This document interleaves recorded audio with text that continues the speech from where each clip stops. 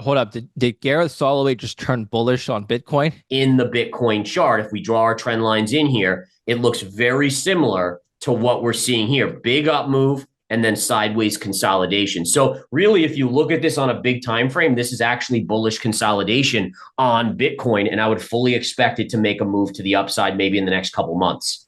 We're getting a market rebound this morning after what appears to be one of the worst tech sell-offs since 2022. Gareth Soloway is here to break down exactly what's going on. He is the chief market strategist at Verified Investing.com. We'll be talking about his views on tech, Bitcoin, Ethereum, gold, silver, oil, all of it. Welcome back, Gareth. Hey, David. Great to be back. Thanks for having me. Is the correction over? We're getting a huge rebound this morning. What's going on? Yeah, so we are getting a rebound. Markets are seeing buy the dippers come in. In general, I would say no, the rebound is not going to continue. We'll likely see further downside. Couple reasons for that, and the big one that's bugging investors is that you have valuations on mega cap tech that have gotten way too out of line with reality. And when I say that, what I mean is that you basically have 30 to 40 PE ratios on companies that, as long as growth would continue, that's great. They can be justified. But it's clear that the US economy is slowing, and thus the Fed will eventually cut rates. But that slowing will slow essentially the growth of earnings in the future. And then you just have an over allocation of investors that have piled into these names. And there's just always a kind of a reversion trade there with people just taking profits. And that's what we're seeing right now. So the economy slowing, that's a subject of debate amongst many people. What are you looking at that indicates to you that it's slowing? Yeah, so you've seen the PMI data lately. And again, the PMI data has shown that we've generally been shrinking in that side. We've seen the jobs data starting to get weaker. Jobless claims were about 3 months ago averaging around 215,000 per week. We're now up to about 235 on a weekly average. So lots of signals are showing slowing. In addition, I think we just have to look at like delinquency rates, right? When you have delinquency rates at levels not seen on credit cards, on auto loans since 2010, that is a signal that there is a huge group in the US that already feel like they're in a recession, whether it's high costs from inflation or just kind of a lack of new opportunities for them. There's definitely this feeling that a portion is already in recession. And when we say that the Fed is likely to cut on this weakness, does this cut mean bullishness or bearishness for stock markets? So historically, and again, it's important to go by the data. Historically, the stock market starts to fall dramatically when the Fed starts to cut rates. It's when the Fed is thinking about it and the market is hoping for it that we go up, which is what we've seen over the last, 3, 6, 9, 12 months. But reality is that we get a market that falls when they start cutting. And the thought process there is that investors worry that the Fed is behind the curve at that point, that once the Fed is forced to cut, it's already going to be a hard landing and the Fed needs to do more. And the Fed is going to be very measured on these cuts unless things get really out of control. It won't make the markets happy. It won't make investors happy. So I think that's the key in that respect. If we take a look at the stock markets now, I want to point something out to the audience. So let's take a look at the NASDAQ index, or we can take NVIDIA, one of the biggest tech stocks out there right now. If we can pull up a chart, Absolutely. whichever one you think is better. And then I want to compare that to the rest of, or the other indices. But first, let's take a look at the NASDAQ. Huge sell-off over the course of the last week. So 2 days over the course of the last week where we had both the biggest single-day drops since 2022. It happened yesterday as well. And you're saying that this bounce that we're seeing today, I think it's up about 70 basis points as of 11:30 a.m. Eastern time. That's just buying back the dip. Yes. Yeah. Yeah, so I mean, if you think about it, since 2009, every pullback's been a buying opportunity. In fact, we haven't even seen pullbacks of this magnitude. I think we're down about 8% on the NASDAQ 100, and there haven't been pullbacks of this magnitude really since what we saw in 2022. And so, conditionally, investors have just thought, okay, just buy every dip. If this was my chance to get in NVIDIA, it's pulled back 20%.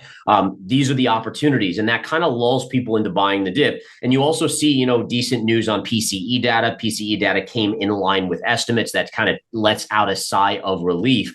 But when it comes down to it, the big cap tech stocks have gone vertical to such a degree that there's more reversion trade to go. And we've seen the Russell. I mean, the Russell has just catapulted to the upside because it was left behind, eventually both those indexes will go down together. And again, this is clear. And I want to show a couple things. So let's remove these lines that I have on the chart. And I want to show a monthly chart of the NASDAQ 100. I'm going to take a parallel.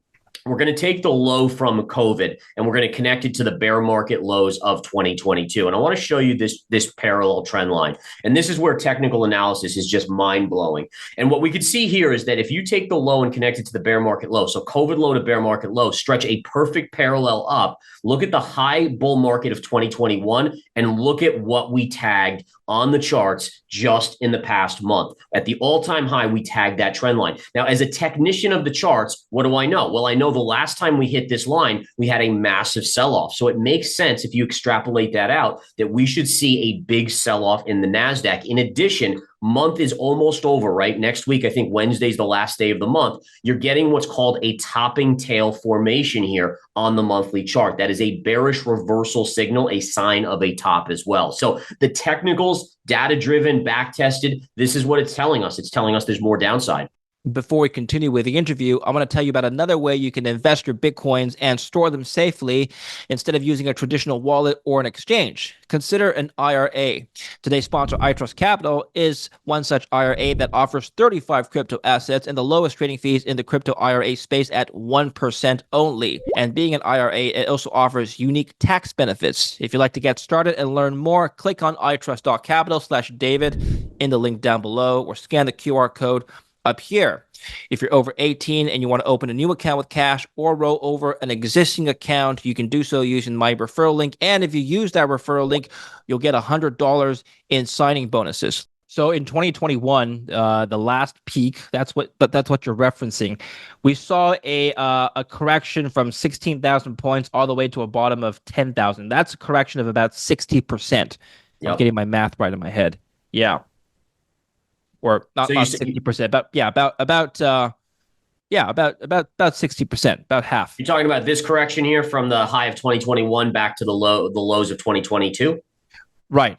And yeah, so that was a 30 on the NASDAQ 100. That was a 38% drop. And so what you do is you figure, okay, well, if we do come back to this lower level, how much of a drop would that be? And we take the high and we drop it down, and that would be about a 35% move, mainly because the stock market's higher now. So the same drawdown would be slightly less in percentage terms. So I think that, again, I should say about 12 to 18 months out, just like the last one, you would expect about a 35% drop in the NASDAQ. Yeah, my math is not mathing this morning. You're right. It's 38%. I don't know what I was doing. It's early on the West Coast. It's okay. It is. I apologize to my viewers who now think I never passed third grade math. But yes, 38% drop from 2021 to 2022. The conditions back then were different though, right, Gareth? The Fed was tightening. It was a huge tightening cycle, and people were concerned about a recession that up till now technically never came. So my argument is maybe we can't make the same macro parallels to today. So a couple things. And you're drawing a good point here. So number one is that human emotion doesn't change, right? So when you were bullish and euphoric in 2021 and markets were going up, it seemed like markets could never go down. We saw GameStop run, we saw all the meme stocks and all that craziness go on. That bullish greed is exactly what has driven up these mega caps. And in fact, GameStop did run again just a month or two ago, right? So we've seen that same sort of thing. And so human nature is that way, and that it tends to repeat greed and fear.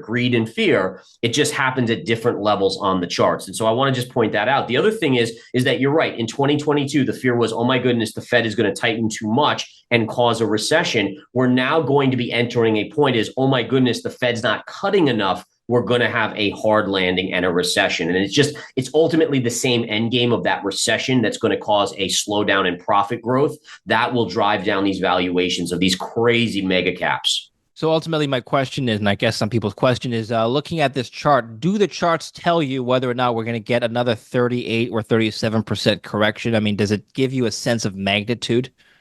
Yeah, so what you do is you do go by the parallel, right? The parallel generally from the high end, eventually you find your way to the low end. And you can see this on so many charts out there. These parallels are everywhere. But in general, yeah, so you'll have stopping points, right? The previous 2021 high will be a major technical support. The market will get a bounce there most likely. You'll see a lot of bulls come out of the woodwork and saying, okay, now we're starting our next leg up. But in general, if we go historically to these channels, it does end up with a continued move down after a bounce. And we probably do go back to the low end of the channel. By the way, exactly 1 year ago, last July was also when we had a huge drop in the tech sector, well, stocks overall.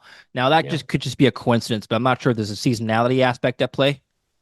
Yeah, and the cycle action is interesting with the year, but I also think it's seasonality a little bit as well. You get into this kind of lull summer light volume environment where markets are very skittish because one little thing pops up and there's not enough volume because a lot of the institutions are on vacation, right? Their big traders are away, and you can look at the volume on the markets; it's been incredibly light. In fact, I can throw up my volume on the bottom of this chart, and what we can clearly see is that the volume was decreasing more and more as we were heading back down. And so if I draw a trend line here, if we look back at when we were at the lows, like if you go back to the lows of 2022, this was the volume trend. And we've seen it continue to go lower, which tells you back here, institutions were buying quite a bit. Over here, when volume gets this light and you get this last bull run, it tells you institutions are not buying that run. And that, again, to me is a warning signal. It's almost the same as with gold, right? What was the warning signal that I said gold was going to likely break out on? Not technical. Technicals were different, but fundamentals, I said, guys, the central banks around the world are buying gold like crazy. That's a no-brainer. This is the same thing, just in reverse. The institutions are not buying and the markets are making new all-time highs. This is a warning sign. Could you do something else for us, Gareth? Could you draw a trend line starting from October 2023? There was a trough then. Yep, Um, absolutely. and let's just see what happens if we make that parallel now. Yeah, so it looks like if we start there, I mean, I'm just taking a point. But if we start there, it looks like the correction's already been fully priced in, right?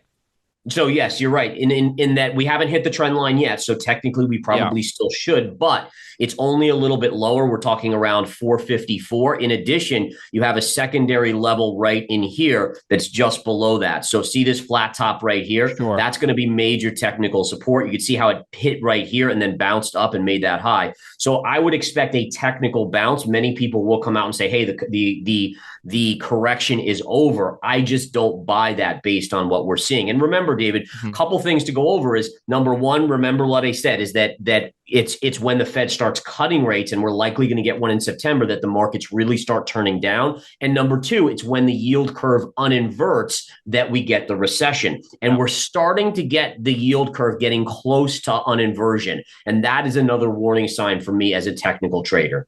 So my question is, how you decide to pick the bottom of the trend line? What's your thought process? Well, so you mean the bottom of the market or where I put the trend line? Yeah, so yeah, that's what I meant. Yeah, so Where the to trend start the line trend line? guide, Yeah. as you learn how to draw trend lines, the trend lines will guide you to where to draw it. It has to make sense. And so Mhm. what we do is we see that the market had a move up here and it kind of had a flat top. You had all these highs and then it pulled back. And so what that's telling you is there was a lot of resistance there. And then notice how here the market broke out above it and then retraced right to that level before making its push to new all-time highs. That's telling you that that level is significant. So if the chart is telling me it's significant, I have to pay attention to it. The same thing with this upsloping trend line. It's not a coincidence that the market is coming back into that line and you're connecting the two major pivots over the last year at the lows. They coordinate right to that level. And so this area, again, 450 to 454 on the QQQ will be massive support and it should yield a bounce. Okay. Now what we're witnessing right now is kind of historic because we've got this AI boom that's happening that's never happened before. Nvidia and a lot of AI stocks and some of the Mag 7 are pushing up the entire index. And the concern is whether or not those stocks are going to start pushing down the entire index now. Is that what's happening right now? Yeah, I mean the mega caps and the semis, right? I mean, if we go to the SMH, and I don't remember the last time we talked if I talked about this, but when you look at the SMH, it has had a pretty big fall. But in all fairness, it is still a minor corrective move. But speaking of trend lines, look at the major support that the SMH is into. So we actually could be on the verge of a shorter term bounce on the semiconductor index, at least before the next leg lower. Now, the other thing to just keep in mind here is that there was a signal on the chart at the semi high that I have never seen in my life before, and it is one of the most bearish signals ever. What you got here, this is called a reversal engulfing candle, where the chart, again, basically a candle opens above the previous one's high and it closes below the low of the previous one. That's called, again, a reversal engulfing candle. Now, those happen. In fact, if we go to NVIDIA, here, take a look. What happened right here? NVIDIA reversal engulfing candle. If we go back to the last time that NVIDIA topped out it was back in March, reversal engulfing candle, and it corrected 20%. So you do get these reversal engulfing candles quite often on charts that are great reversal signals. But what we didn't get and what we got here is that we got a massive dual-headed reversal engulfing candle. So right here, look at how you got a reversal engulfing. It came back up and another one, and then look at the sell-off. That is one of the most bearish signals I've ever gotten on the charts that told me major downside was coming. And so far, we've had a decent correction on the SMH. We've dropped from peak to trough 18%. Now, again, are we due for a bounce? Yeah. I mean, you go to Micron. I mean, look at some of these charts.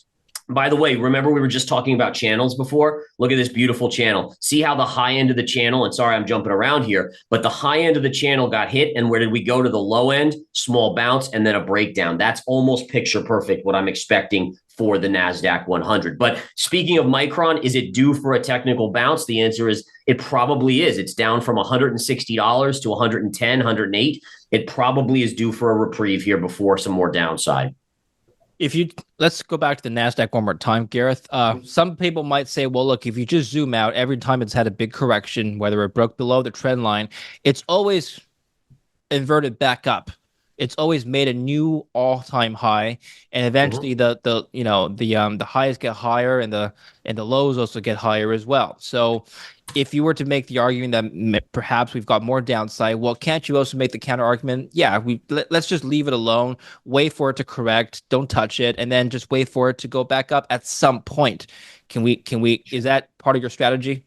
Yeah, well, so it's not really part of my strategy, but I totally get that it's part of a lot of investor strategies. And what I mean by that is that, yes, over the long term, markets always go up, right? So you'll have drawdowns. I mean, heck, look at China. China is so far off of its highs from like 10, 15 years ago, but eventually will China make new all-time highs? Absolutely, it will. And we saw the NASDAQ in the dot-com bubble collapse, and it took 15 years, but eventually it made a new all-time high. But again, for someone who likes to manage their money and grow their money and not have to sit in a trade where I'm down for 15 years, I'm much more of the active participant, where if I see something that's likely going to happen, like when we tagged this upper trend line, to me, it was like, okay, well, now it makes sense to at least move partially to cash so that you can protect. Now, whether you short or not, each individual investor has to decide if that's for them. But for me, I short that. Every time I short that, and so far so good on this pullback as we come in. Now, for me, I'd rather short here and then buy down here and save myself 35%.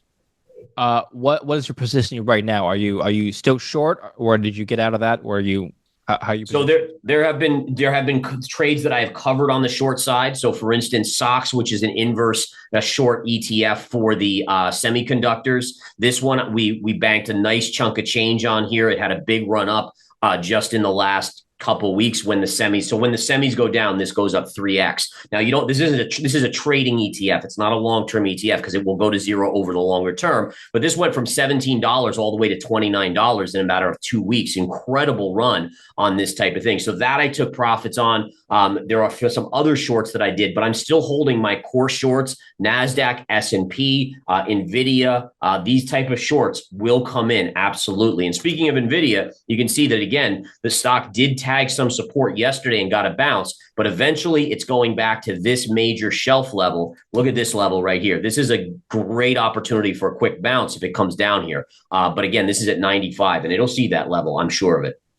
Real quick, you said the trading ETF, the inverse or the levered ETF that you were just talking about, it's going to go to zero eventually. Why does it do that? Good question. So the way it works is with double and triple ETFs, because they're levered, every time an ETF drops and goes up, there's a little slippage in price. And so what you have to recognize is that over time, every double and triple ETF will go down. In fact, I made this mistake early on in my career, not realizing this. And if you're in them long enough, it's a guaranteed loss. And what I mean by this is just zoom out on this. So this is a long ETF on, a short ETF on the semiconductors. Yet at some point it was $890 back in 2022. Trust me, it was never that level. It's just it does reverse stock splits every time it gets down there. It does a reverse stock split to get the price back up, and then it kind of chops around, but slowly goes back to zero and goes back and forth. And so for investors out there watching, be very wary of double and triple ETFs. They do ultimately all go to zero. Okay, perhaps we needed to be vigilant of which market we're getting in and out of. So let's take a look at the Russell, and I like to just do a quick comparison to the audience here. So if you go to, and then if you go to the add sign, right next to the, and then you add IXIC, so the NASDAQ index, and then same percentage scale. If you just zoom into the last like couple of weeks, right, you see a big divergence here, and it looks like. It just looks to me like the NASDAQ's been underperforming, and the bar chart right now is the Russell. It just looks to me like there's a rotation going on, because even this week, as the NASDAQ was correcting, the Russell was holding steady. So how are you looking at this? Yeah, so this is what we call the reversion trade, right? And so this happened the same thing with the S&P equal weight as well as the S&P. They were diverging. It was creating what we call crocodile jaws, where they were going this like this. Well, now you're seeing the reversion in the opposite way, where there was so much money flow that went into the mega cap tech names, and they kind of forgot. In fact, there are stocks that actually saw selling because investors were like, well, this stock isn't going up. Let me take my money out and put it into the mega caps. Well, guess what? It got too overloaded in the mega caps. And what we saw was a reversion trade now where the Russell is starting to play catch up. And let's keep in mind that the Russell, if we flip back to the Russell here, the Russell has not made a new all-time high since 2021. So if you look at this chart, this is when these two were basically at all-time highs together. Then look at the NASDAQ and look at where the Russell is. Look at the divergence in the charts. It's actually pretty incredible. But prior, if you go back to 2020, they were actually tracking beautifully all the way up. The divergence really started in May of 2023 and just got bigger and bigger and bigger. Okay. So are you saying that we should be long the Russell right now? How are you interpreting this movement? Yeah, so that's a great point. So the way I look at it is this, is that I do think the Russell at least needs to come up here and tag the all-time high. So my guess is there's still a little bit more upside in the Russell to be had. But I do caution people in understanding the way market cycles work and economic cycles work, is that as long as people believe the Fed can engineer a soft landing, then the Russell will outperform when interest rates start coming down. However, as soon as the economy starts slipping and everyone starts freaking out that we're headed into a recession, the Russell, the small caps will start to do poorly again. So there's a window of opportunity to be in the Russell, maybe for a little bit more upside. Now, to be honest, would I get in here? I wouldn't, because it's already had a big run and the upside is somewhat limited. Like if we look at the upside left, it's only about 10%. That's a pretty thin profit margin to go into a trade saying, hey, the best I'm going to do is 10%. So to be honest, for me, I've already missed this trade. I did participate I have Zoom in my holdings. I have some other plays as well. And by the way, I think that's the better way to do it. Find some of these charts that are unbelievably discounted, like a Zoom, which is trading at a 10 PE. I mean, you compare Zoom to Apple even, it's night and day on how discounted things like this are. But I think that's the way you play it. The Russell itself is much about the regional banks. As you know, the Russell has a lot of regional banks. And the KRE has had an insane move, which has pushed the Russell up quite a bit. And here's the KRE chart. Look at that move there. Yeah. By the way, we didn't mention this yet, but maybe part of the reason for today's rebound is the fact that the core PCE rose 2.5% in June from a year ago. It's down from the previous month.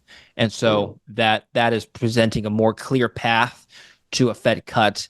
But I mean, we talked about the Fed already, but I'm just saying today's data more or less validates what we talked about already. But we have to move on to another asset class now. Gareth, cryptos. Ethereum had a huge move downward this week. And I don't know if this surprised you or not. I know the ETH ETF launch, which happened this week, was supposed to be bullish news for a lot of ETH investors. And up till this week, people were very excited about that. What happened? Why did it go the opposite way as some people have expected? So the ETH ETF, yes, it launched.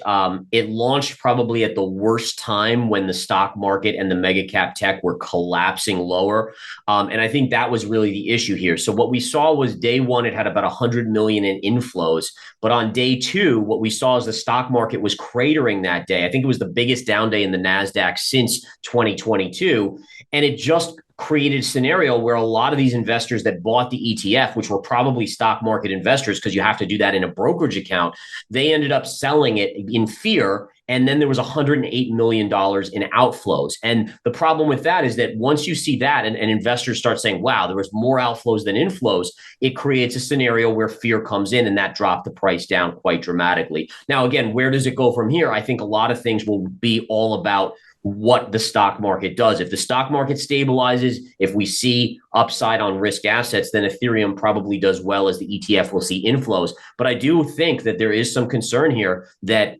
the altcoins inclusive of Ethereum are much more tightly tied to Apple, to Nvidia, to these other names. And if they do start to fall, then you have to think the altcoins could be headed lower. Okay. This ETH and Bitcoin divergence, again, it's making alligator jaws like Yeah. our like the very visual graphic we just painted for the NASDAQ versus the Russell. What's happening right now in the ETH versus Bitcoin space. Yeah. How you're Let me interpreting let me this? show you something really interesting. So Bitcoin is slowly maturing into a digital gold, a store of safety. And what Okay. I mean by that is when did Bitcoin bottom out over here? It was on July 5th. So July 5th was the low. Since then, it's generally been tracking higher. Let's go to Microsoft's chart. When did Microsoft put in its high, its all-time high? Was on July 5th. So what does that tell us? And you can, by the way, you can look at Meta Platform, same thing. A lot of the mega caps, the same thing. The day they topped was the day Bitcoin bottomed. And as they've fallen, Bitcoin has seen a resurgence. What that's telling us is money is coming out of those mega caps, and some of it is going into Bitcoin as a safety hedge, believe it or not. This is very good news for Bitcoin over the longer term, folks. Really, really good news. Doesn't mean it won't have fluctuations. Even today, we saw up and down 1,000 points on Bitcoin, but it is a very bullish sign to see that when there's fear in the stock market, in the mega caps, money does go into Bitcoin. Bitcoin is it's hovering around, what is it right now? It's about $67,000. Let's talk about Bitcoin now. It Mhm. did breach above 70,000 not too long ago, and then it went down. It's just really having a really hard time reaching above 75K. Tell us what the charts are telling us. Yeah, so what Bitcoin is doing right now is actually what's called digestion of the recent move. So you had this huge move up going back to October of 2023. We were basically trading in the 20,000 range. We ripped up, few pullbacks along the way, but we went to 73.8, 74,000. That is a massive move up. I mean, we're talking about from 20,000 to 74, basically a 3x plus. Now, the kicker here is that when moves like that occur, things have to have what's called bullish consolidation or digestion. Great analogy would be a marathon runner. A marathon runner runs 26.5 miles or 26 miles and change. And what they have to do, can they run another marathon? No, they have to refuel, they have to rest, then they can run another marathon. So if we just draw out what has happened here on the chart, we had a big move up, and then essentially what you get is this sideways chop of digestion. And usually what it forms is this kind of parallel channel, which is exactly what Bitcoin is doing here. And then eventually you likely will break to the upside. So if we look at this, the Yeah. eventual move should be up. And this is exactly what we're seeing here in the Bitcoin chart. If we draw our trend lines in here, it looks very similar to what we're seeing here. Big up move, and then sideways consolidation. So really, if you look at this on a big time frame, this is actually bullish consolidation on Bitcoin, and I would fully expect it to make a move to the upside maybe in the next couple months. That okay. Well, we're going to come back to that. I was just looking at on my screen. I have the charts open as well. I'm finding the last time it's looked like this, and what I found was 2019. If you don't mind going back to 2019 first, just zooming in from 2019 to 2021. So if you take a look at this big run up in 2019, I know you have to zoom in for that. Yep, there we go. Yeah, this big run up in 2019, right where you have your cursor, that consolidation pattern right there from the top looks a lot like what is happening, kind of like what is happening now. Had a big drop in 2020 and then it went back up, Yep. right? So I think your analysis is spot on, David. Absolutely agree. So you had the big move up here. This was a massive move from about $3,000 all the way to 14,000. It then had to digest that. I mean, what is that? A 5x almost, a 5x. It had to digest that move. The more it moves, the more it has to digest. So it digested for multiple years. And then look at what happened. It broke out, had a little check back, and then off to the races. And I think, again, in general, that's likely what we're doing. Now, obviously, if something crazy happens in the crypto markets, if regulation, I mean, there's always the what ifs, but in general, the charts are what tell us the truth. I mean, listen, generally, I tell investors, don't believe what I'm saying, go to the charts and look at the data. It's all about the data. And when you look at the data, you're right, dead on. That looks like what's going on right here, this type of pattern formation, yeah. which leads to a breakout. Hold up. Did Gareth Soloway just turn bullish on Bitcoin? Is that my Well, headline right I there? mean, Because let's keep in mind when it broke 30,000, I said, hey, listen, all right, now it's broken above a major level. It should go back to the all-time highs. yeah.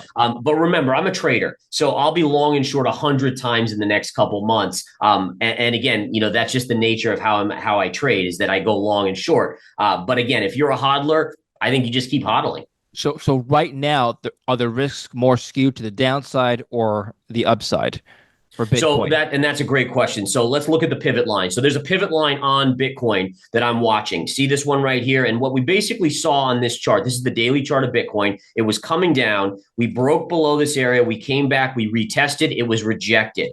It then came up, broke above. It then retested the other side, went higher, then also came back in, retested, and look. So my point is, this is what I call a pivot line at around 63,450. As long as price stays above this line, it's bullish. If it breaks below, just like over here, you have to think there's another down move. But as long as it holds 63,450, keep a bullish bias on Bitcoin to the upside. Okay. By the way, back a couple of years ago when I was making the parallel to 2019, the moves to the downside and upside were like pretty extreme. There was like a small correction was like 60% from 10K all the way down to 4K. And then in 2020 when it peaked then from 10K down to 5K. So like 50% moves and then it soared back up. Are you expecting the same kind of volatility today in 2024? No, definitely not. So I think over time, more investors come and adopt Bitcoin and invest in Bitcoin. The ETF should actually be a stabilizing force. The more institutional money you get in there, a more stabilizing force. So as it becomes more of a mature asset with a more diverse investing crowd, you will see stabilization. So it's much, much different than 2019 versus 2013 and so on and so forth. It's just it's interesting because when the Bitcoin ETF launched in January, we didn't get this big sell-off in Bitcoin like we saw in ETH. I don't know if the markets are just interpreting these products differently. What's your personal take on the ETH ETF? Is it a useful product for investors, you think? Yeah, it's definitely different, right? So the adoption from an institutional side is all about Bitcoin. That's generally where I will put my money on the longer term with the institutional money. It's that kind of narrative of a digital gold that I think is so attractive to Bitcoin versus the use case of an Ethereum, which then has to compete with Solana, which then has to compete with the next up and coming coins. And so there's definitely a difference here between use case coins versus something that's like a digital gold, right? I mean, gold, sure, it's pretty on jewelry, but in general, it's a store of value. And I think that's what Bitcoin is and why it stands out versus Ethereum and the rest of them. All right. Can we take a look at gold here and then let's close off in gold and we got to do oil, but yeah, let's do gold and oil and then we'll close off here, Gareth. Gold first. So yeah, another strong month for I was going to say strong quarter, but the last month's been pretty bad. But yeah, strong quarter for gold, but this last month's been pretty bad. Again, is this the beginning of a bigger bear market now for gold?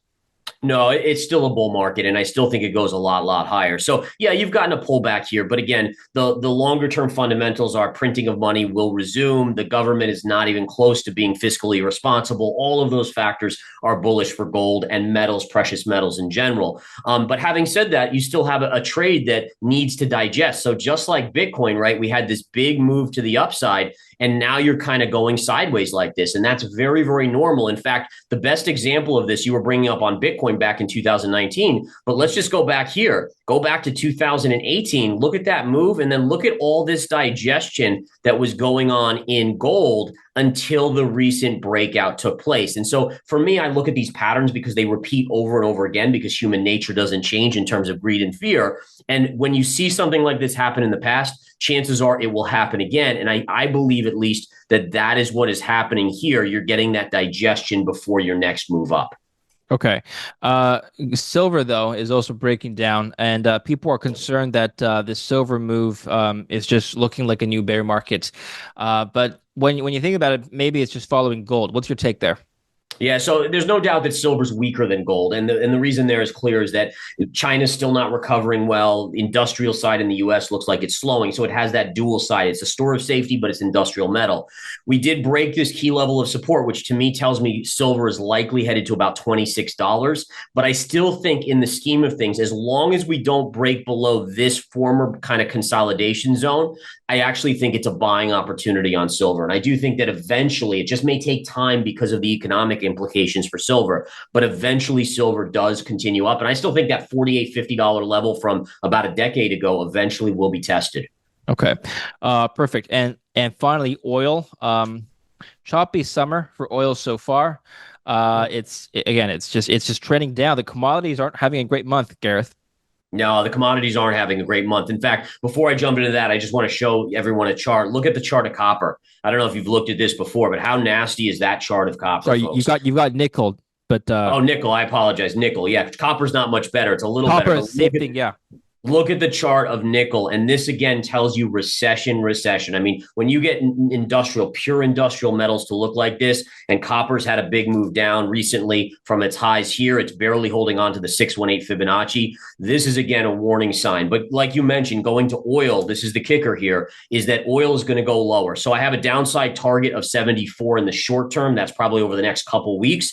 But eventually, if we are not even in a recession here, and just using common sense and logic, I'm a big fan of that. If we're not in a recession yet and oil is trading near this support trend line right down here at 74, imagine what happens when we actually enter a recession. And it's really going to be more of a global issue, right? So China might recover a little bit, but without the US, if the US is slipping into recession, the rest of the globe will slow down as well. OPEC's not looking like it wants to do any more cuts. We're hearing talk about increased drilling potentially. Obviously, price will determine that from the drillers. But really, I'm thinking $50 oil by next year at some point or lower. Okay. So generally speaking, these commodities that play into the economy, you're just bearish on them because I don't think. I mean, listen, something like nickel should bounce on a technical basis. It's so beaten down, but it's just it's hard to imagine that we're seeing a slowdown in housing, a slowdown in the economy, jobs market slowing down. All of those factors are slowing down, and so any industrial metal or industrial kind of thing like oil, you likely will see further downside. Okay. Final thing before I let you go. This has been a long talk already, but a lot of good info, a lot of good volatility today to talk about.